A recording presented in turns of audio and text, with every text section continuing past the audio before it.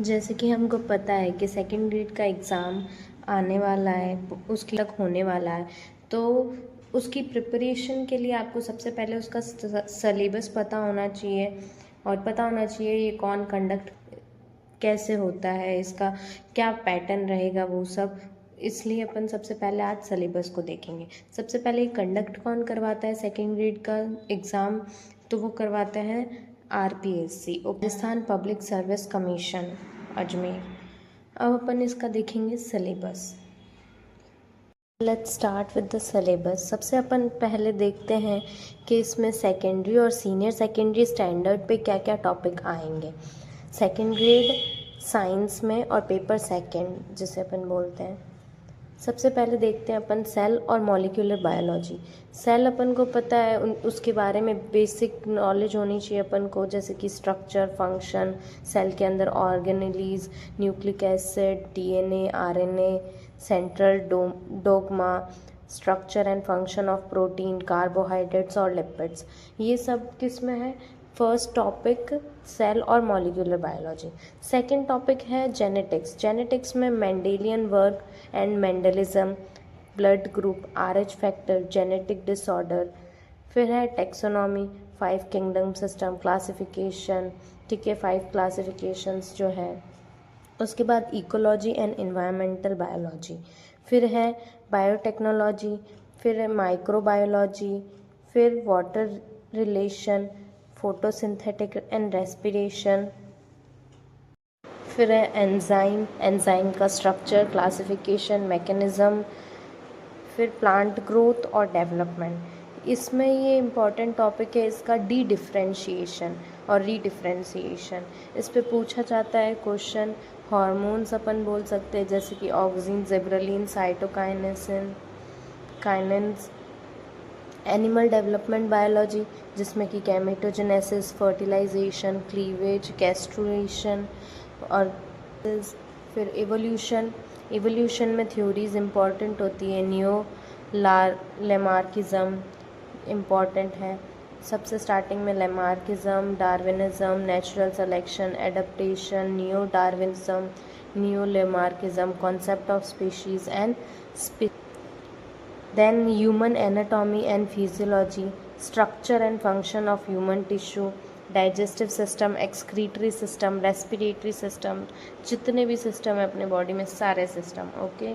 फिर human health, atomic structure, chemical bonding, ये सारे अपने केमिस्ट्री के टॉपिक्स हैं, जैसे कि atomic structure, chemical bonding and molecular structure, classification of element and periodicity in properties, equilibrium.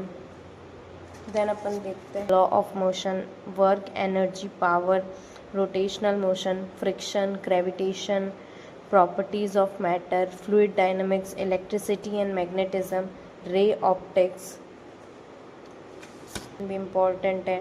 Genetics, genetics में जो भी मेंडेलियन के वर्क है, post Mendelian work, gene interaction, sex link inheritance important है, म्यूटेशन, क्रोमोसोमल एब्रेशन, ये सब important topics हैं।